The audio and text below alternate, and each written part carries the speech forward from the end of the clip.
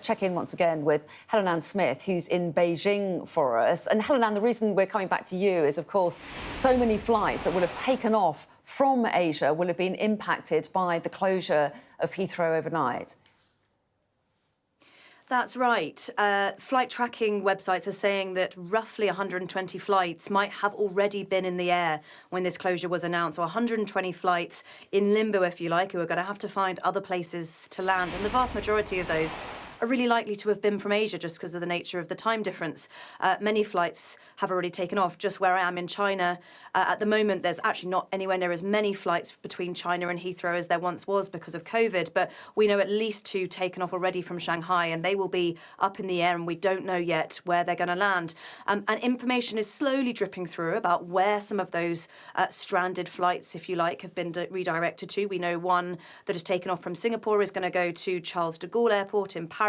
Another one, a Qantas flight from Australia, also heading to Paris as well. But look, many, many thousands of passengers from this region are going to find themselves, if they're lucky, in other UK airports, but most likely and most probably in some of those bigger hub airports on continental Europe as well. And it matters in terms of the knock-on effect on these big Asian hubs as well.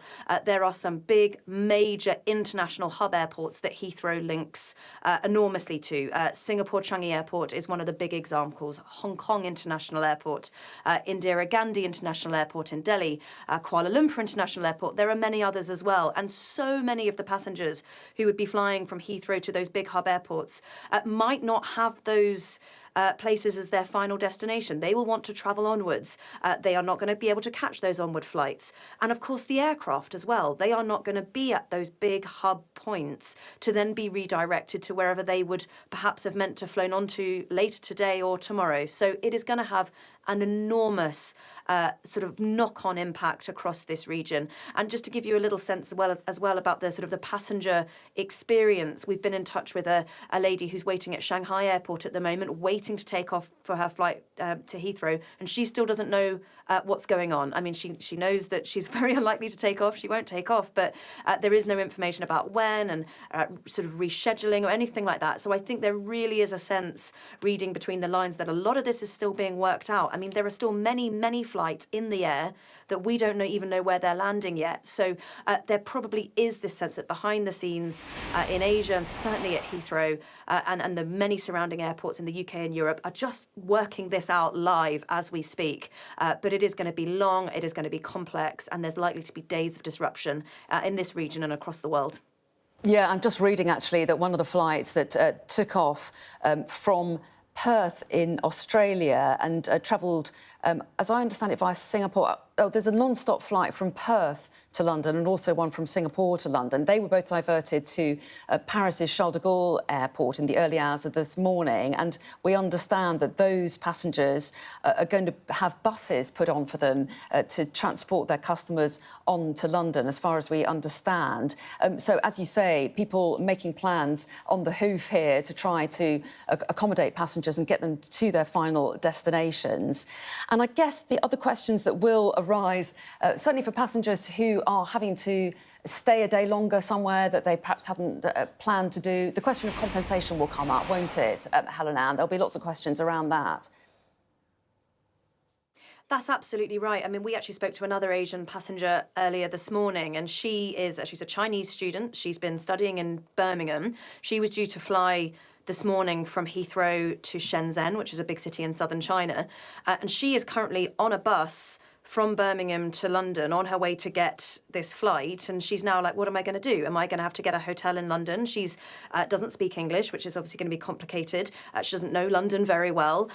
She has had no information from the airport, and she's a student. She's not got sort of a load of money to suddenly be booking expensive London hotels. And she said exactly that. You know, what about the compensation? What am I going to do? I just don't know. So there will be so many thousands of people currently in these situations. We did a tiny bit of sort of back of a paper envelope calculations about just how many people might be affected, just based on one airport. So if you take Singapore's Changi International Airport, there are meant to be 14 flights a day that link Heathrow and that airport in Singapore, 7 sort of incoming, 7 outgoing.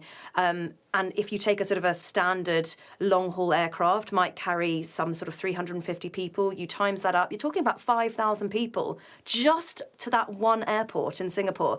Calculate that across the multiple airports in this region, across the world. I mean, it just is going to be enormous, and the knock-on effect for people is going to take, as I say, many, many days. Well, yes, exactly. And not just for passengers, but for crew as well, who are just going to be in the wrong place, and the aircrafts are going to be in the wrong place. It's an extraordinarily complicated picture and grid that people have to work out in the days ahead. I think that's right, and I think it's potentially indicative, the fact that not that many airlines yet have announced where their aircraft are going. I think it's really interesting that we've known about this for quite a few hours now, and we only have a handful of flights that we're able to definitively say we know that certain flights that have taken off from Singapore are going to, for example, Charles de Gaulle Airport in Paris. But there are multiple other flights that we know have taken off, we know they're in the air, and we don't know where they're going. And I'm sure there is plans being laid and people are working on this, but the fact that so few have actually been announced, that we really know where they're going, I think probably says something quite indicative about just how complicated this is. And there are probably a lot of people working extremely hard behind the scenes, as you say, almost managing this enormous complex chess piece game of who's going where. And that's just today, just where are those current aircraft in the air, where are they landing?